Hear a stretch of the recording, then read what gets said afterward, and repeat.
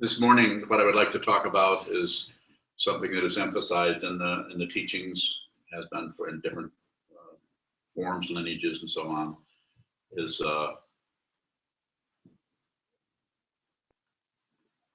studying, hearing, contemplating, and meditating is the way it's traditionally broken down. But the way I want to talk about it is the way we study, which is a little different, is to take any of the Buddhist teachings and any teachings of this cumulative tradition, where you have the Sandhi Nirmacana Sutra, the Lankavatara Sutra, the platform scripture, the Sixth Patriarch, and the Heart Sutra, the Diamond Sutra, and I could go on, and eventually someone would have to remind me about the other ones that I forgot, because there's so many, there's so much, and I'm often looking to different things, especially these days. After having done this for a long time, I'm looking at things that I've never really looked at that closely before to see, is this something we could use as traditional teaching? Lately, I've been studying the Lotus Sutra, which is a really interesting text. In order to study that, I actually got about 6 translations of it.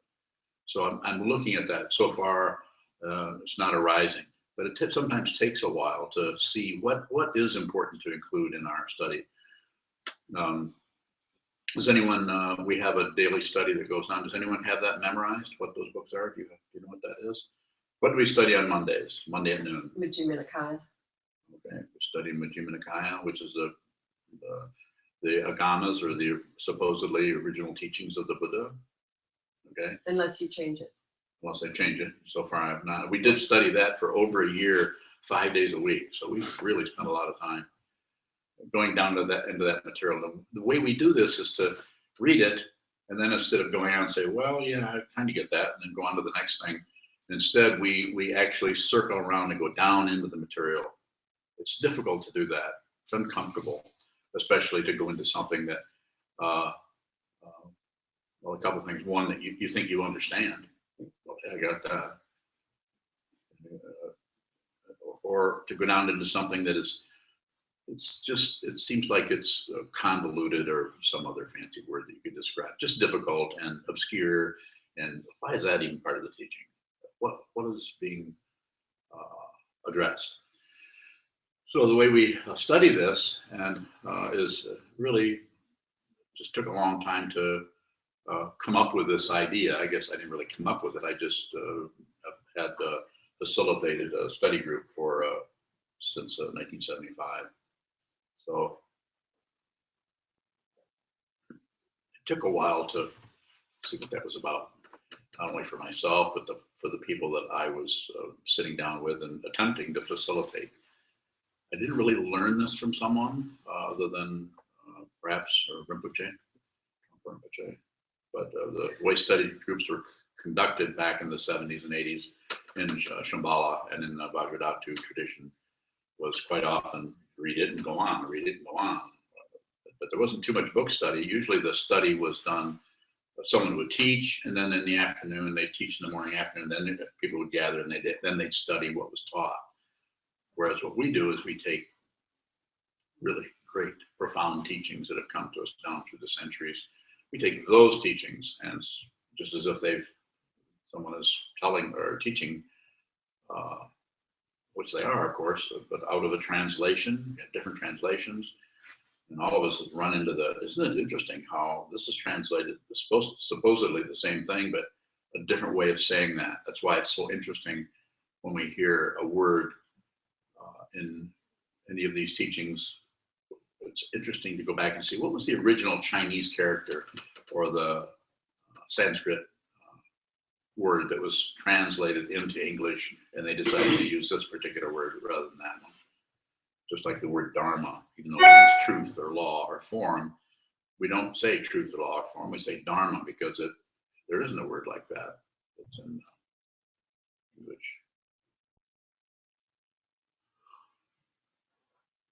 So like, this is a book we're studying Saturdays, right? There's 3 translations that we have of the Sandhi Nirmacana Sutra, which is foundation text for Chan and Zen Buddhism.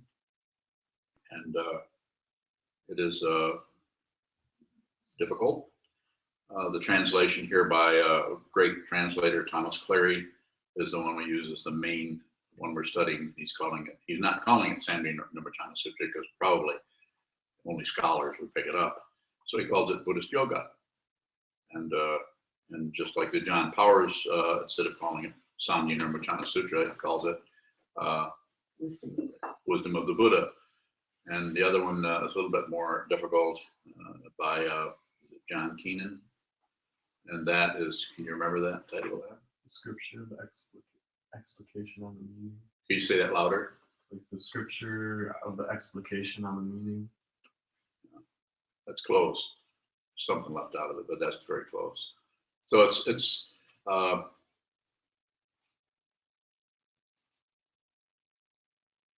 promoted that way. It's announced in this way so that you feel like, well, if I probably would get something out of this if I read it.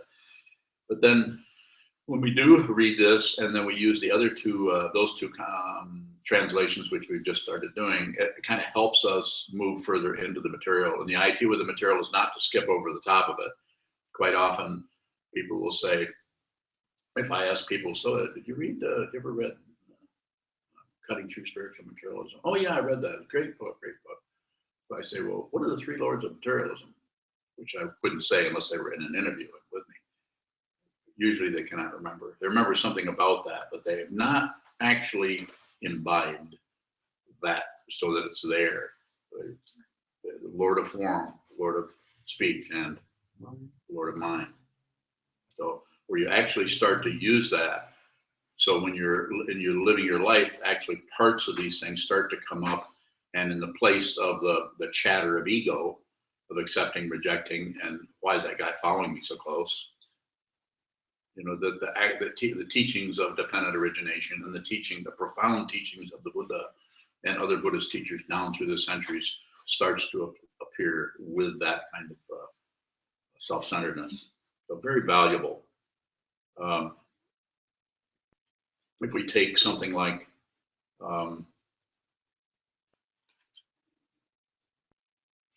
just read a little part of this. I think it's a second chapter on characteristics of ultimate truth. It says here, and this is an easier one to read if you read the whole book. It's definitely can give you a headache. The inwardly realized signless sphere cannot be verbalized, having no expression. The ultimate truth that stops all argument, transcends all aspects of thought and deliberation. That's a good one to contemplate. So you hear that and contemplate it. But in order to contemplate it, first you have to hear it. You have to actually read that and hear the inwardly realized signless. So you could actually, in a group of people, 3 or 4, could actually take that and go over that. Like I said before, this is fairly accessible. These concepts are fairly easy to listen to and possibly even paraphrase. The inwardly realized. Okay, realized inwardly. Take it a word at a time. Look at each word as it's put together. Inwardly. So it's inward. It's not. You're not going to be able to necessarily come up with a consensus reality on this. It's inwardly realized. Inwardly, and it's realized. So it's actually something that you discover or realize. Signless. There's no. It's without any characteristics. Even though we would attribute characteristics. So we would go into that, look at that, and sphere. We might even talk about sphere. We might even look that up in the dictionary in our study. We might look up. Let's see what that is. Let's see how that functions. And when we facilitate a study, the idea is to help people go down into the material, not to teach. It's very tempting if you've been studying it for years, and someone comes in and sits down, and you have 5 people in the circle. One of the people is having difficulty in an area that you have a fairly good understanding of, to jump right in the middle of their intelligence and sort things out for them. Don't do it. Don't do it. Don't teach. Don't teach unless you have to. I'm only up here because I have to. You may think I'm up here because I like to have a lot of attention. I like people to admire me.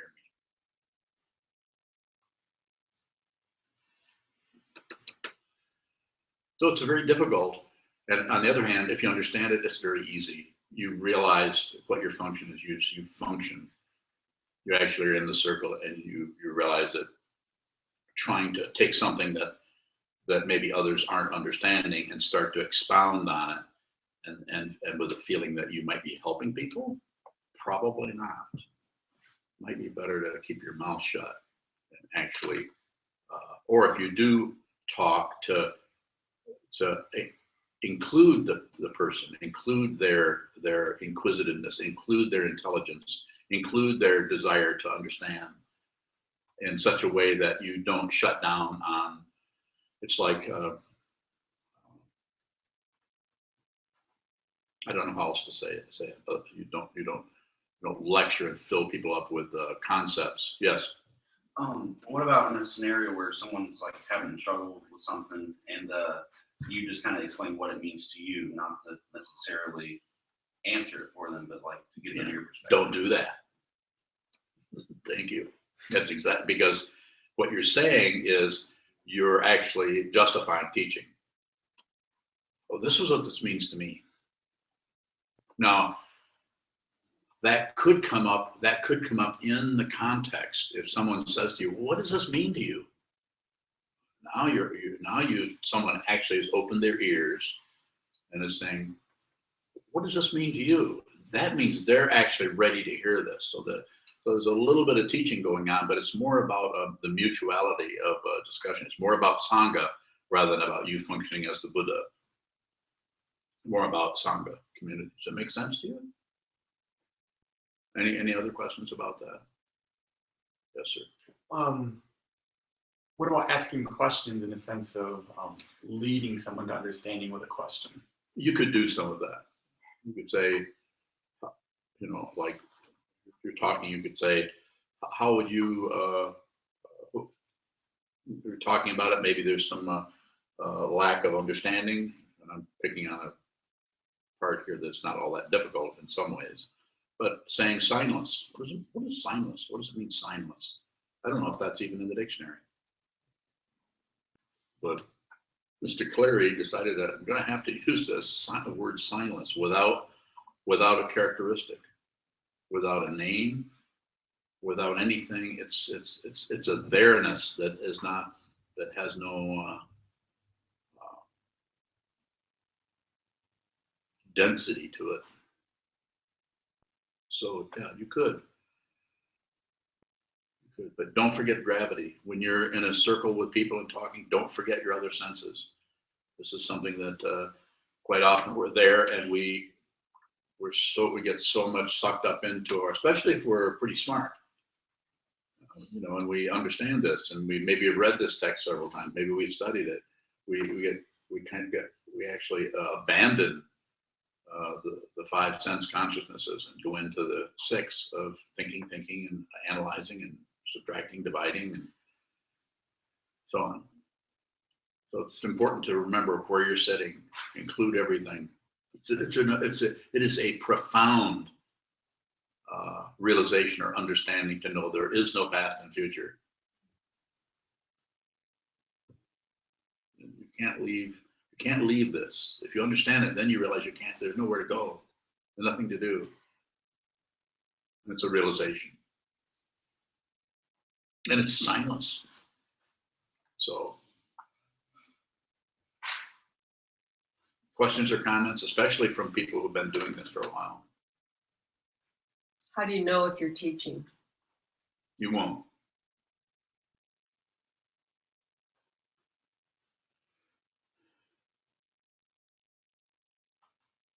If you think you're not teaching, it's suspicious. So how is teaching different from an insight that you may have about a certain part of the text? more.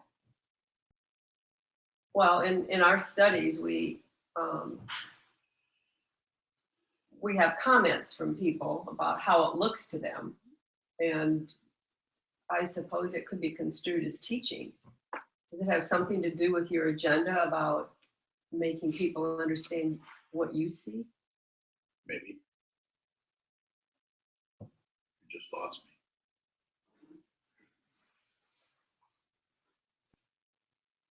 Well, if we didn't have comments during our study, it would be a pretty quiet study. So it's always about awareness. It's never about what arises in it. But I've yet to come in when it's been a very quiet study, and yet I don't particularly see people teaching. I might hear that somebody's been teaching, but when I'm here, they usually don't do that. I might come in as somebody's holding forth, but then that starts to slow down.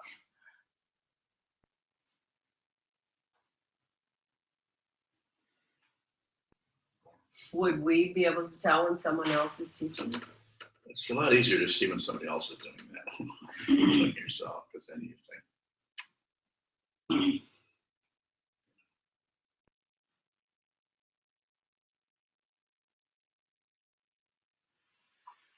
When they're teaching, it's not that what they're saying doesn't make sense or isn't valuable somehow, but the motivation behind that isn't clear. So you might have an understanding, but then your motivation about it needs to be looked at closely. Like being right. If you have a strong drive to attach yourself to concepts,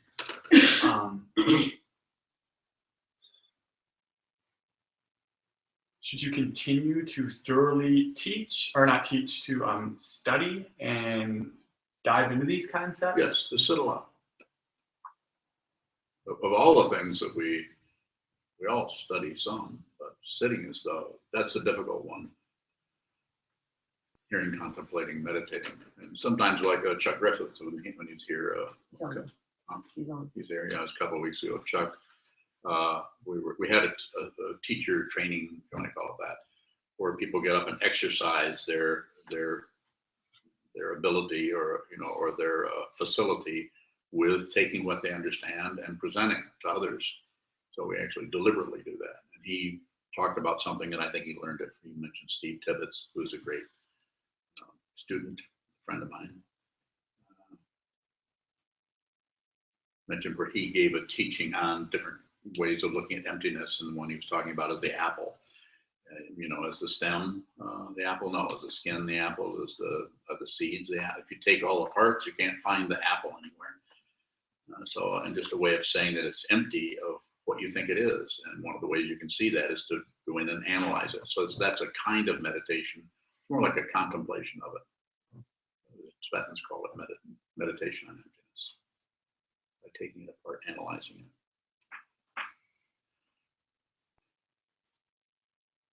So any of that can be done. It just needs to have a lot of, get a flat bottom, sit and hold still, and watch what continues to move until even your own boredom becomes the only content. You just don't want to be there. This is when the blade of the edge of the sword of prajna is really getting ground. It's really getting sharp because there's nothing to cut. When there's nothing to cut, it's probably because the sharpening is away from all of the vegetables. You're actually sharpening. There's nothing more useless than a blade that's being sharpened. Totally useless. You don't even know it's sharp. You don't know it's getting sharpened. So again, image kind of works a little bit. Probably take it all apart. I would let you. Yes, sir. Regarding the book study and to try not to teach, could you help differentiate between like a teaching and someone just making a comment? Well, making a comment, could be that, but we need to participate. But one of the things that the facilitating person, he or she would do, is to probably know the material already, but maybe not. You could deliberately pick up a book and begin to study it without, and go with the other people who are studying it, and just look at the material and then try to include people.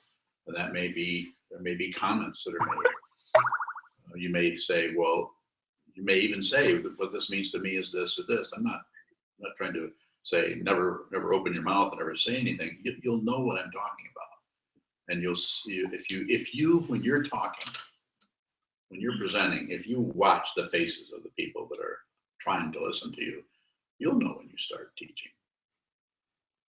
You'll be very aware if you're trying to do that. It seems to have something to do with your agenda.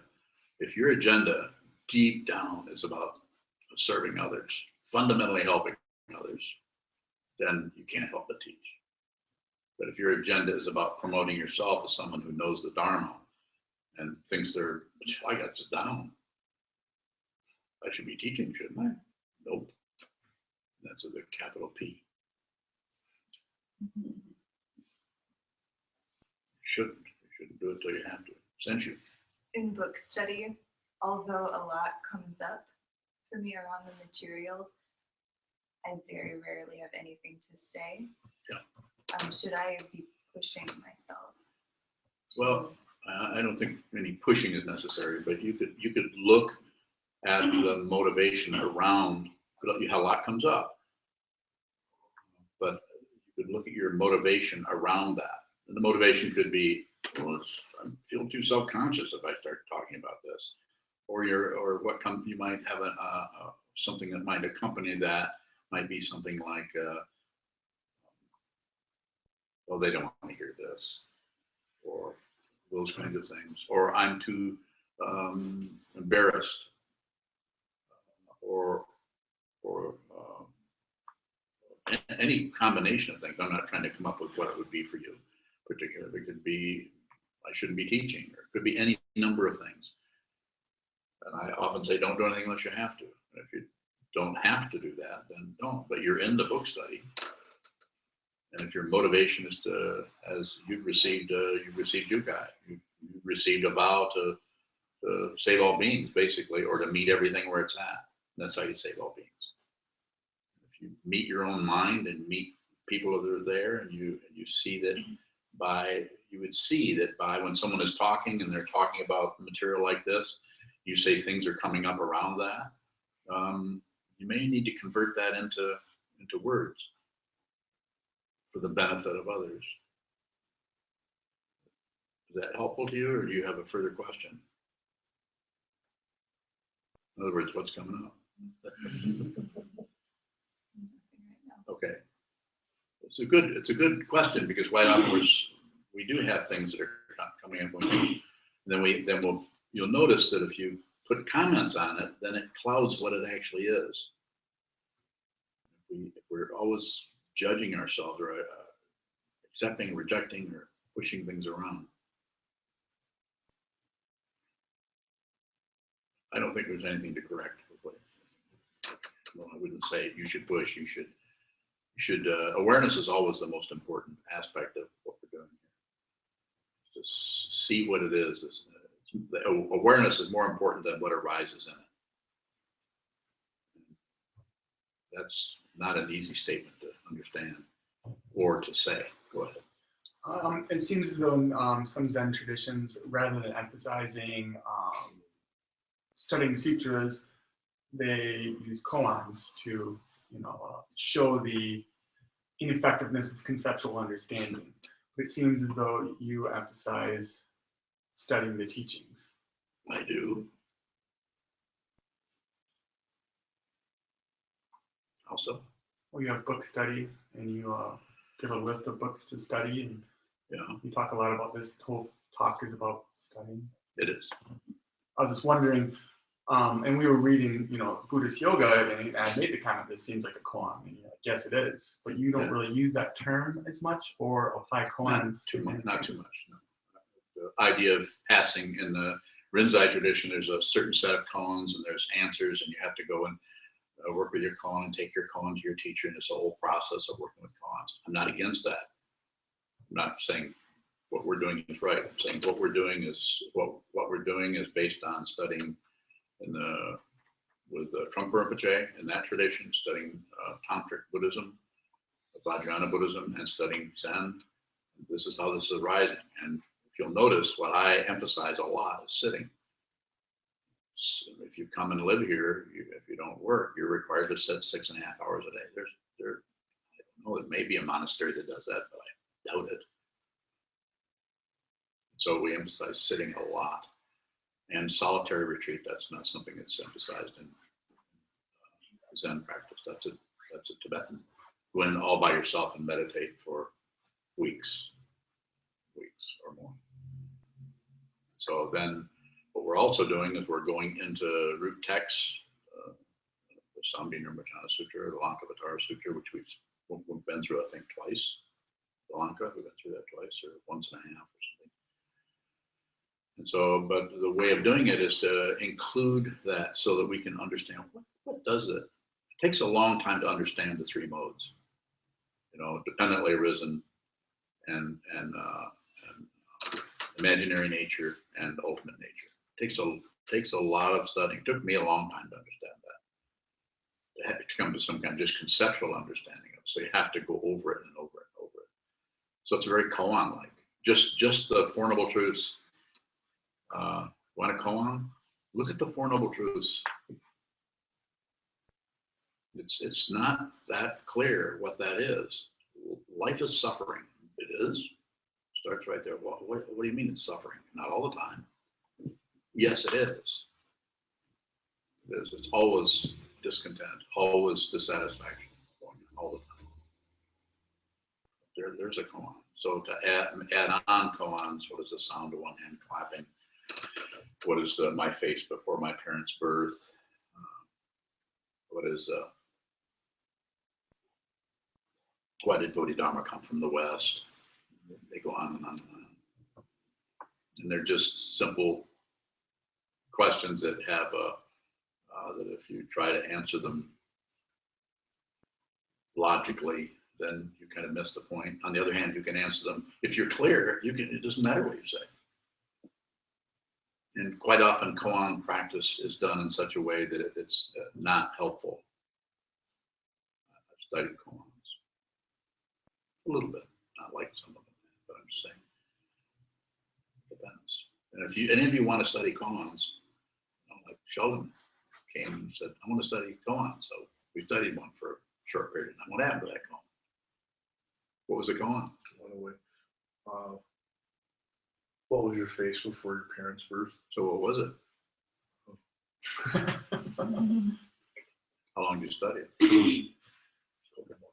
Did you when you sat down, did you actually bring that, sit for a while and then bring that concept up and look, as a question, what was my face before? So you're taking the intellectual construct of birth, of before, of parents, and face, and you're setting that, it's a setup for failure.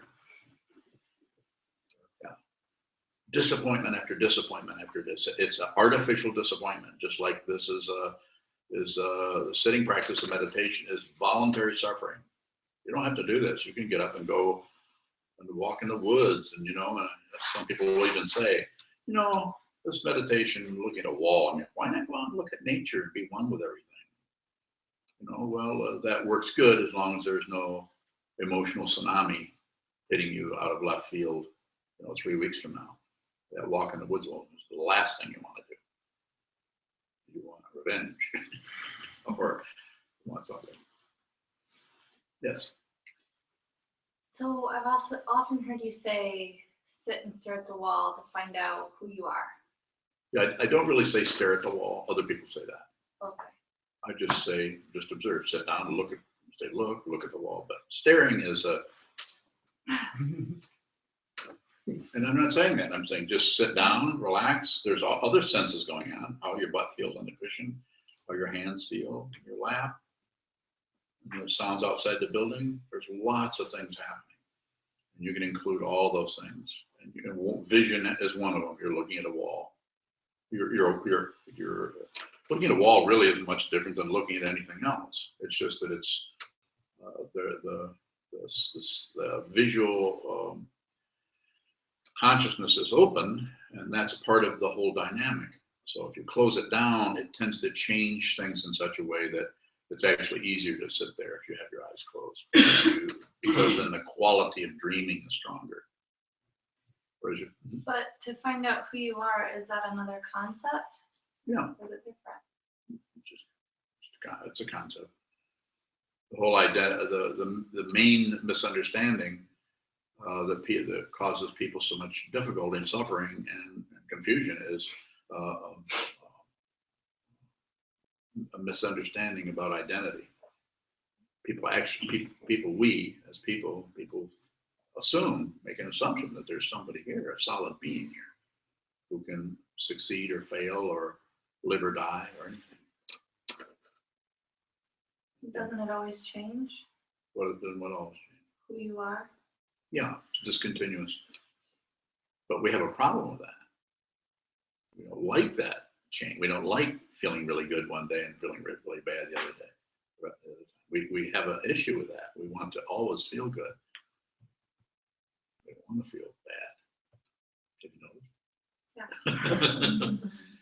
Whereas if someone is realized, if a being has realized who they are and seen their face before their parents' birth, then nothing is a problem anymore. When I say nothing is a problem, I'm not saying that somebody coming up behind them and it's not a problem. So don't misunderstand. There's not this kind of problemless person walking around who's just a perpetual grin on their face. So, but the way you're working with that situation does not reinforce an identity.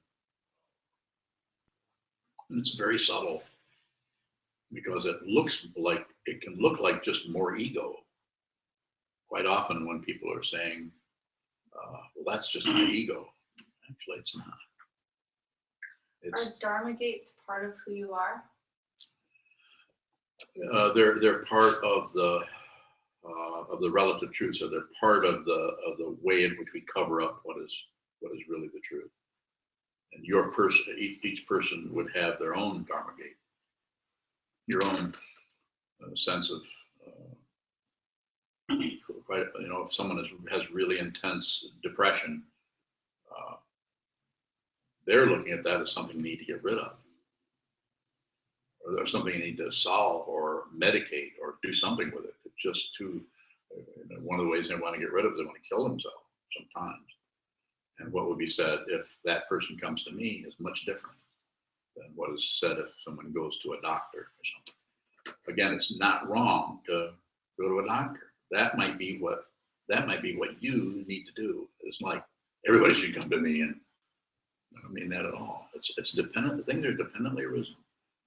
But people are not ready. If someone is ready for this, then they'll be here. If they're not ready for this, then they'll be somewhere else, approaching their life in a different way. They'll be in Afghanistan. They'll be in some other place, living life in a different, living more, probably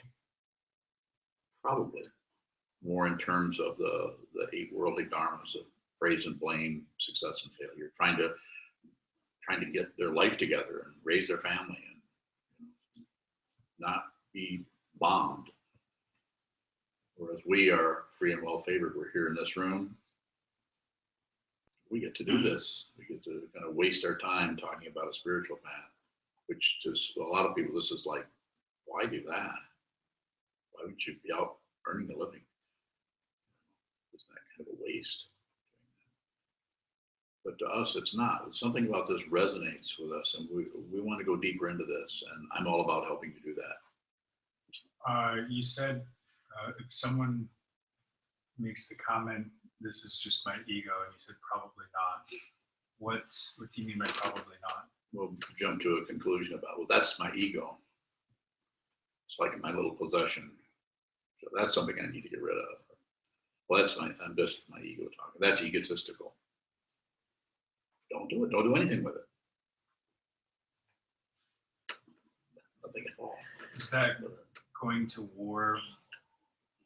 No, it's what it is selfishness is what it is. miserliness. But you can finish your question. So is that going to war with an assumption of what's occurring? It's jumping to a conclusion about it that feels like, you know, well, if I know that's my ego, then I must be making some progress. I'm not saying you're thinking that, but, you know, I mean, well, that's just egotistical. I can't do that. I can't be that way. I have to do something about that. I have to not go there. Don't give it any energy.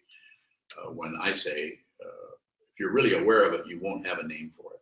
You'll actually pass through the name into the texture of the situation itself. You'll be inside of the whale.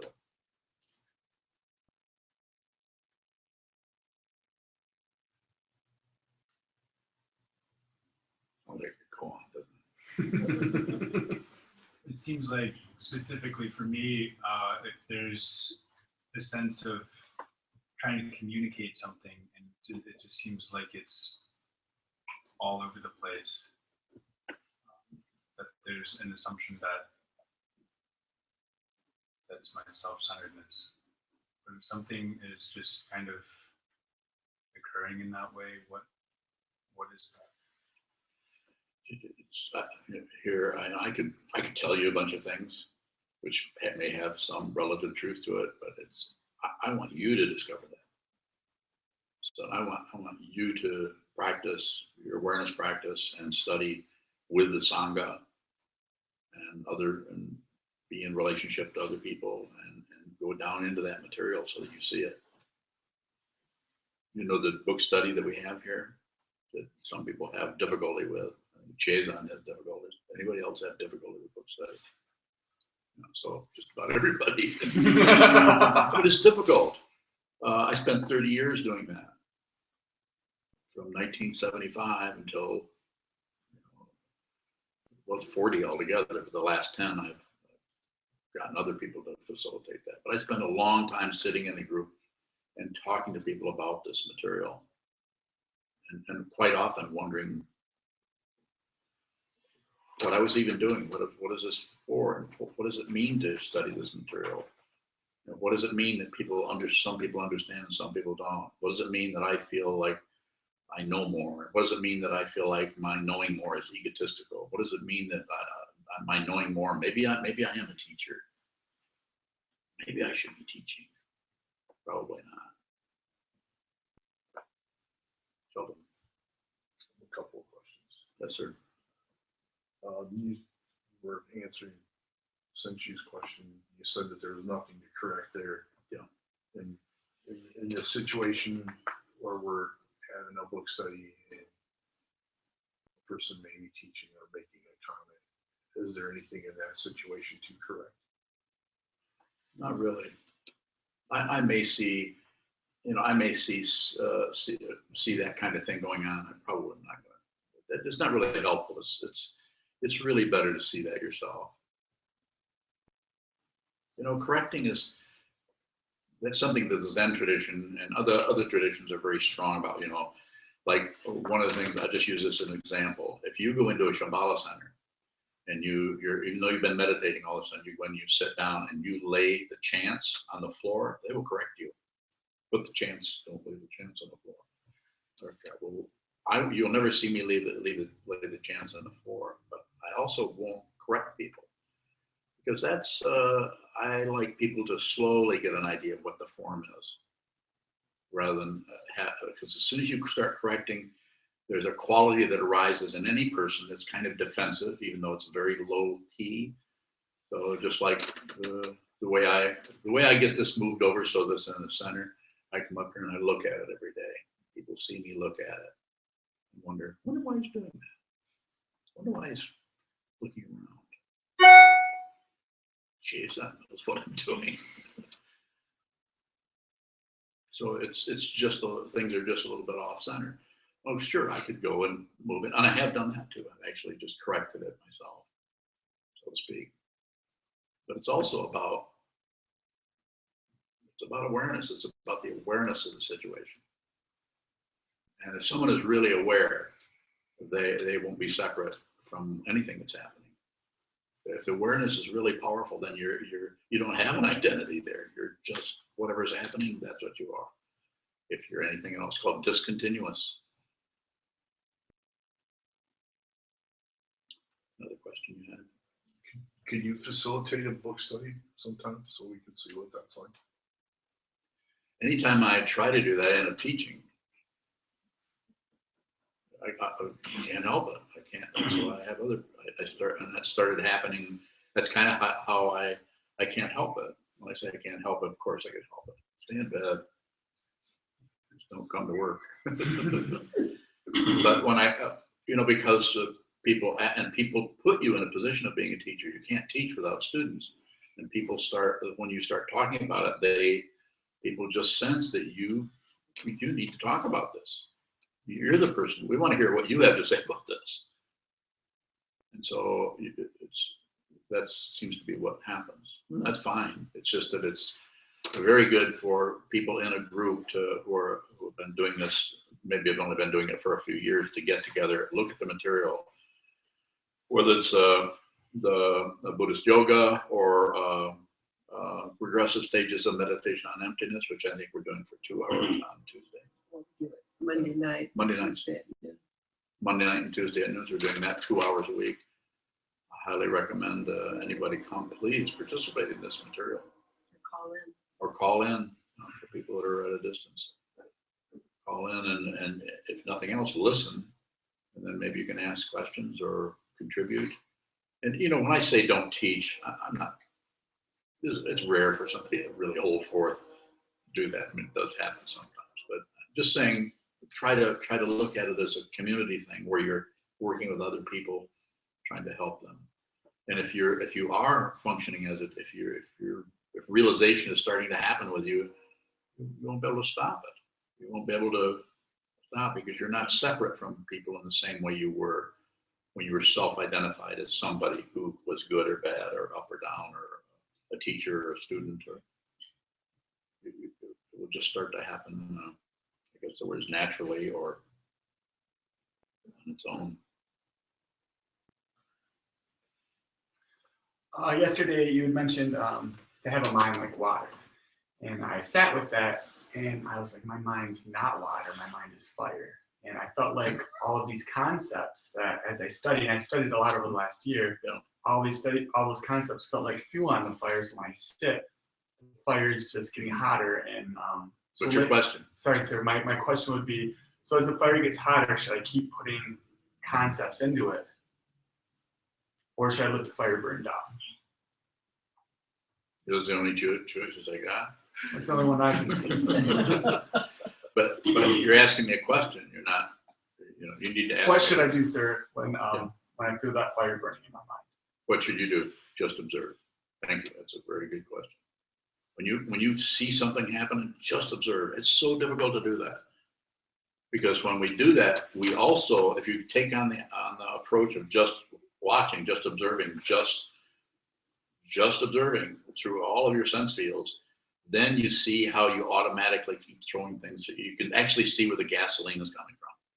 But until you do that, until you're fundamentally there, and it takes years to get there. Sorry, I shouldn't be saying that. Yes, sir. I'll come back to this. Go ahead. What Michael. is the word Sangha? What does it mean? Community.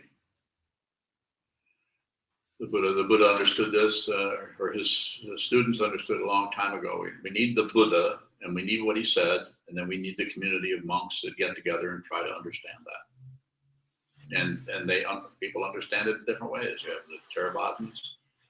Nobody's wrong. It's just that some people are ready to practice it this way. Some people are ready to practice another way. This is not. We're not just here promoting a particular tradition. Like a Soto Zen, a Soto Shu in Japan, if they came here, they'd be totally upset. We're not doing all kinds of stuff. Probably, or maybe not. Maybe they would someone coming representative from there might come and might feel this was fine. So you said community. Yes. And how do you mean that word? group of people in a particular commune. People that get together to study what the Buddha taught. The Buddha taught everything is dependently arisen. Study that. Everything is dependent. Everything you see that looks like a singularity is dependent on everything else for the very singularity that presents itself as relative truth. So to begin to understand if you see dependent origination, if you really see it, you're actually seeing, as far as you can see, you're actually seeing ultimate truth. You're not even seeing ultimate truth. You're seeing yourself. Because if everything is dependently arisen, if that's really true, then there isn't anybody. There's just this. And if you're functioning that way, then there are no mistakes. There's nothing to correct, unless you correct it.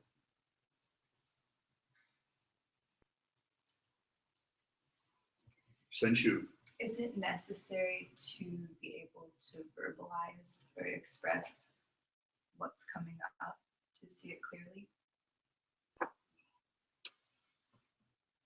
The seeing you might be able to see it clearly for several years before you can even talk about it. If I'm following what you're asking me.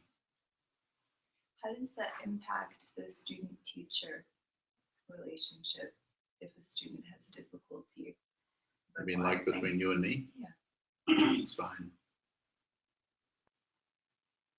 I think the important thing is to continue to bring whatever you can to the teacher. And so what's happening? This is what's happening, or this is happening. Or this never happened before. Now this is happening. First I felt this way, now I feel this way. To actually bring that so that the teacher can say, don't worry about it. Or possibly change what you're doing. If I work with somebody very closely and they're willing to I have permission to do that. I don't know. Sometimes I have somebody who functions like a close student, but they actually aren't.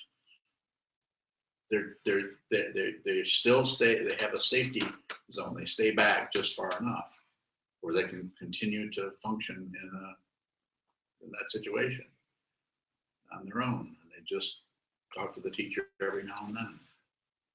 Not too much, because then it gets the fire. It's like it's said in the Tibetan tradition: get too close to the teacher, you get burned. If you don't get close enough, then you don't get enough heat. So it's that kind of equality. Question from Anna Maria. Yes. Actually, 3 questions. Okay. All right, Anna Maria, I'm ready. This is from when you were talking about the Four Noble Truths. What is life not, in all caps, suffering all the time? What is what? What is life not suffering all the time?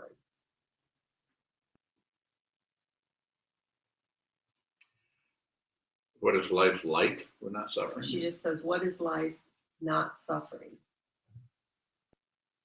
all the time? I think I understand. All right, let me. Life is suffering. You didn't say part of the time.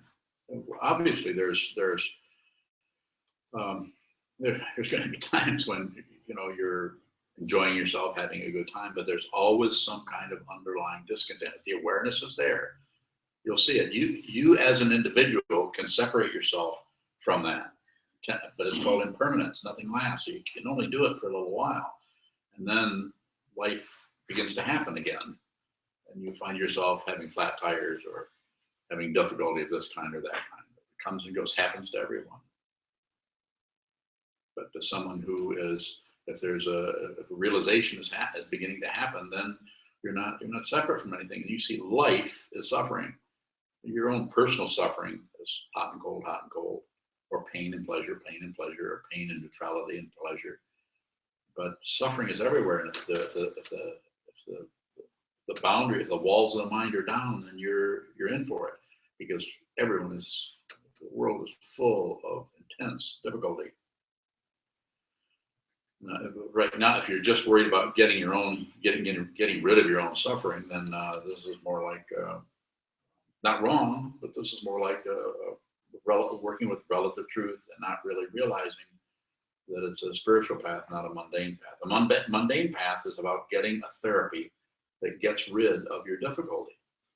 Not incorrect. You can actually do that somewhat. It's just that you're going to die. How are you going to get rid of that? To continue. Our next part of the question, can suffering arise from something that is not rooted in wanting something to be other than it is? If so, an example.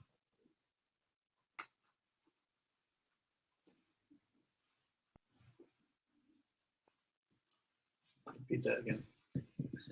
Can suffering arise from something that is not rooted in wanting something to be other than it is? If so, an example. So in other words, is this second noble truth ever wrong? Right? Usually there's some kind of pull that's happening there, but you may not be the one who's doing it. When the awareness is there, then all the difficulty in the world is other people's difficulty is yours too.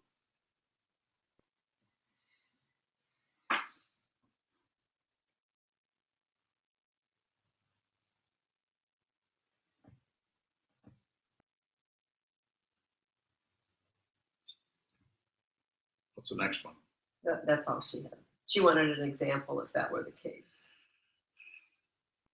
No, it's How does the, maybe somebody could answer it. I can't. well, I have a question based on that. How does the pain of pain?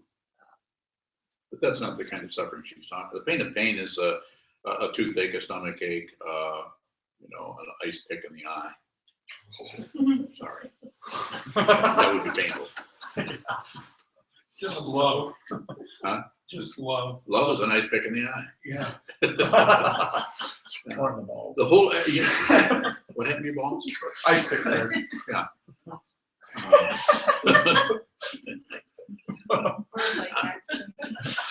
Or a bike accident. Or a bike accident. Yeah. I think we all occasionally visualize Jason plunging over the top of the handlebars of a bike whose wheels just fell off. Ouch! And then hitting his private part. Tree stump. Yes. A question from Carol. Yes, Carol. How, actually, two questions. How is observing not adding or thinking? I can't seem to observe without coming to a conclusion about what's happening. It's not a problem. This is awareness. She's aware that she's coming to a conclusion about what's happening. We do it all the time. We do it all the time.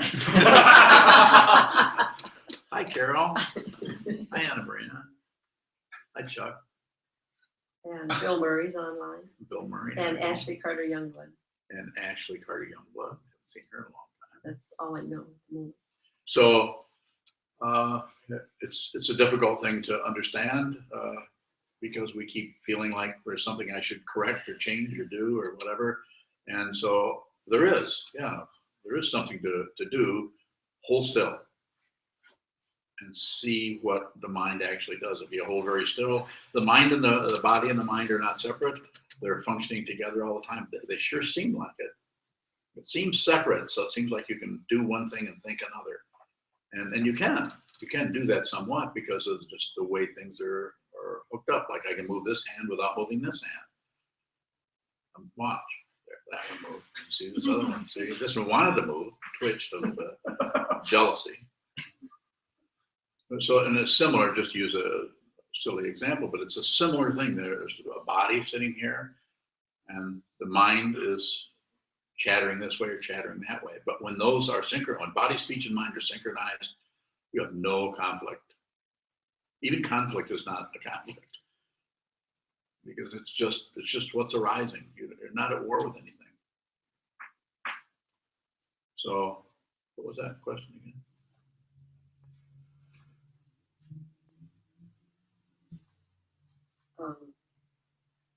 Shane's on the line too.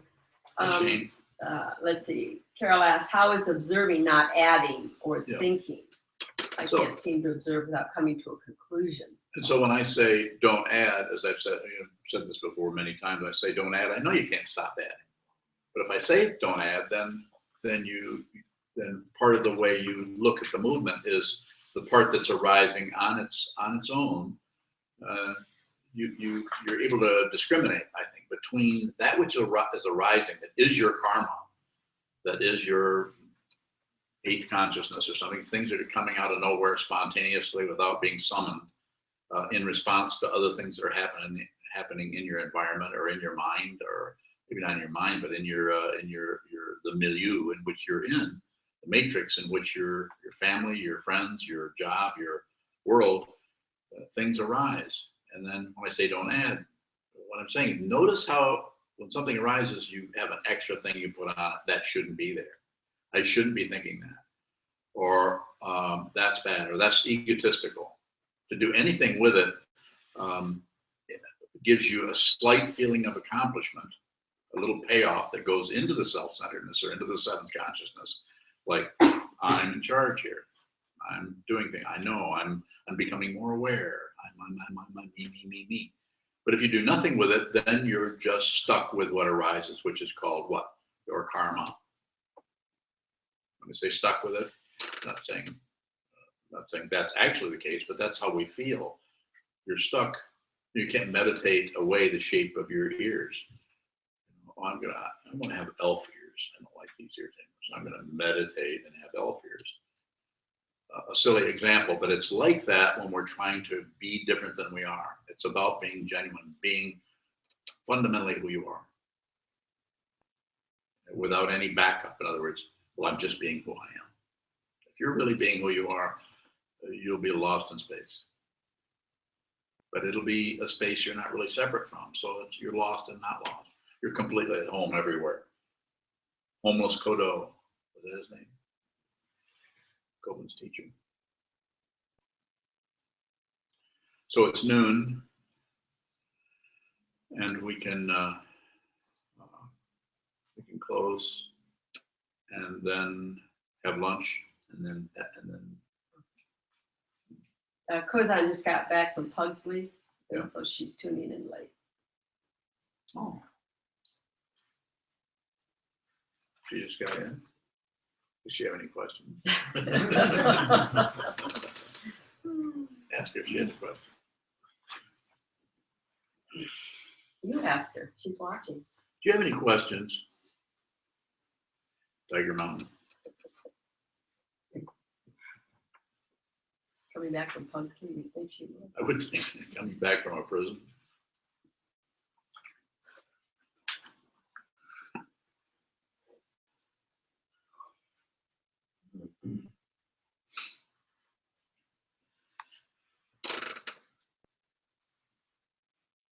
Can't type.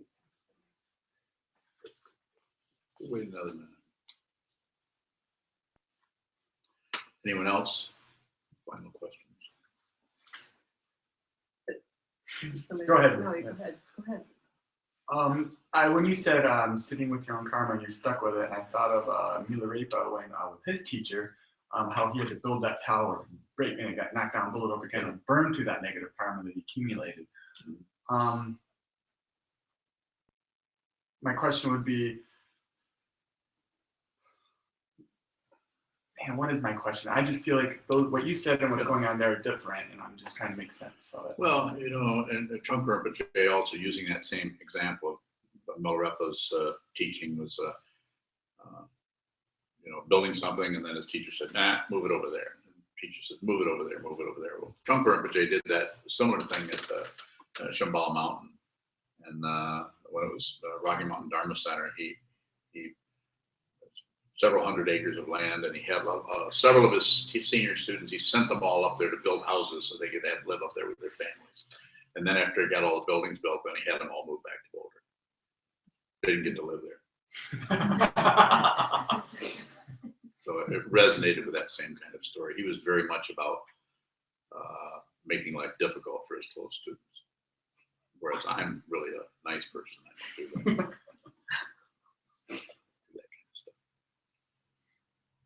else did he do? He would tell people to, if you ask him what to do, I knew better than to do this because I'd heard some of these stories, so I stayed back. Someone would say, what should I do? Several people, you'd say, you should go in a retreat for 6 months. You put them in a solitary retreat for 6 months. Several people that I knew personally had been 6 months solitary retreats because they didn't know what to do. And I'm here and I got money, you know, or I'm out of a job or whatever. What should I do? Retreat. Sometimes he would even tell people to marry other people, that you should marry her. He was really big on doing stuff like that. It was difficult. Some people, it wasn't particularly against people being gay, but some people he would tell them to be straight, and other people he wouldn't. So he was wild and crazy guy. So is he manifesting their karma then? I don't have any idea. Okay. I mean, I can think up stuff and speculate, but I have no idea. All I know is he was really, really a powerful teacher, and you would not be looking at someone sitting here. So it's dependently risen. That's dependently risen.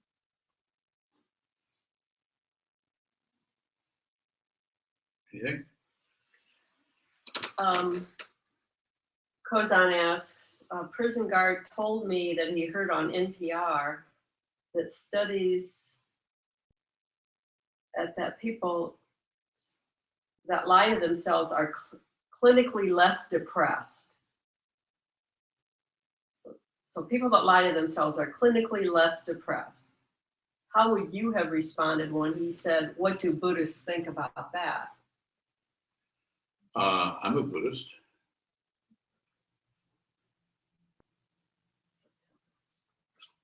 I'm a Buddhist. What would I have said when he said, what do Buddhists think about that? Yeah. I would say there's some truth in that. But the complete understanding is not there. Anytime somebody says, what do Buddhists think about that? That person is not clear who they're talking to. So there's something if you're lying up or lying down, but if you're not being dishonest with yourself, then you're keeping some of that away, but it will collapse. Just had a person recently who was doing a lot of that. You really can't lie to others unless you're lying to yourself. It's really hard to lie because it's too obvious that you're lying. If you're lying to yourself, then it's not so obvious you're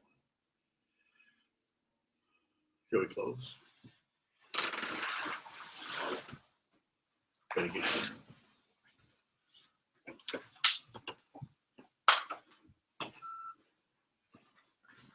We have 2 new Dana boxes out in the hallway, one for the teacher and one for Koji.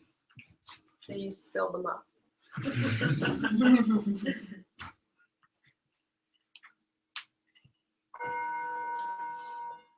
May the merits penetrate into all places, so that we and every sentient being together can realize the Buddha's way.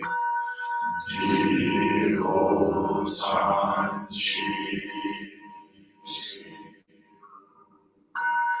Shi-son, Sa-mo-ro-sa,